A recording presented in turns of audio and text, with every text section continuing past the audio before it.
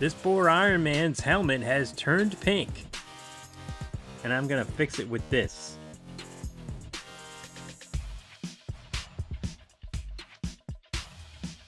This is Repulsor Powered Iron Man from the 2008 Iron Man movie. Over time, his hands and helmet have both faded. And actually, his hands are also this rubber material. It's like a vinyl, actually. And it gets kind of grimy and it fades more than these painted surfaces do. So that's why it has this uneven kind of look to it. This figure is from 2008, so it's got some age to it.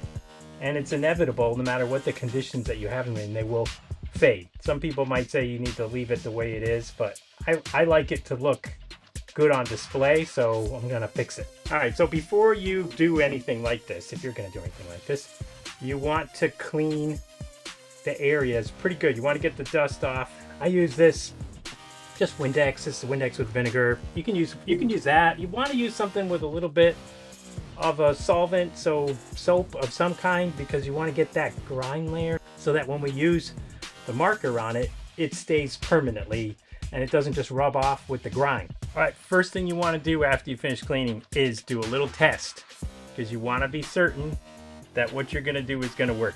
I've already done a test, but I'm just going to show you. You pick an inconspicuous area. I did an area on the back of his hand, and you just go into that area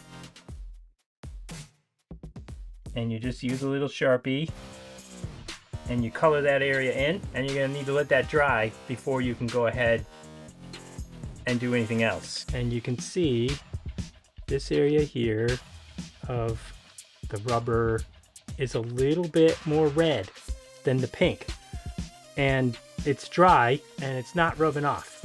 So essentially we've recoated the piece. So I think it's pretty safe to just go ahead and do the rest. I'm using some magnifiers here to help get some more precise detailing.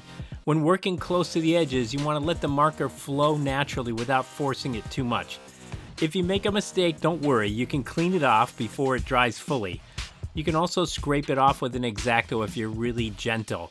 This flexibility allows for a pretty clean and professional looking finish.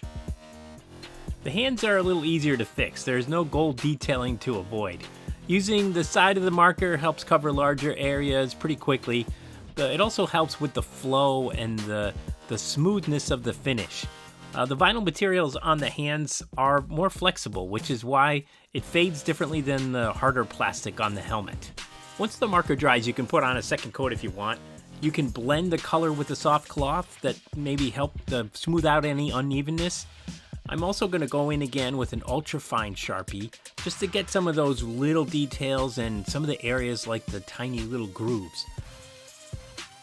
And the result is actually a pretty decent looking figure that's display ready again. Check it out, he's all fixed. He looks great. It's a pretty easy fix, and really anyone could do it if you got a little bit of patience and time. Now that my Iron Man's all fixed up, there's some actually fun features I wanted to share with you guys. I am Iron Man. He has all kinds of things that he says when you press the button. Repulsor Black. I am Iron